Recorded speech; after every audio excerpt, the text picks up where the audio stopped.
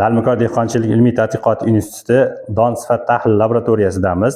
Laboratoriyamizning asosiy vazifasi bugungi kunda bizga ma'lumki, seleksioner olimlarimiz tomonidan yaratilgan hamda yaratilayotgan namunalari keng maydonlarga ekilib, yuqori hosildorlikka erishish bilan birgalikda asosiy kamchiligimiz bu donni sifat tahlili, ya'ni donning sifati talab darajasida emasligi va bugungi kunda aholining non talabiga bo'lgan ehtiyojini to'laqonli qondira olmayotganimizdadir.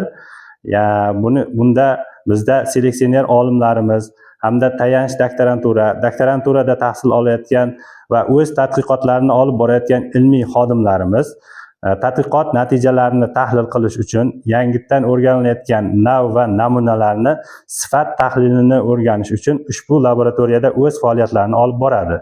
Ya'ni bu laboratoriyada donning sifatini tahlil qilishimiz uchun uning tarkibidagi oqsil miqdori, shishasimonligi, klikovina miqdori hamda idika ko'rsatkichlari tahlil qilinib,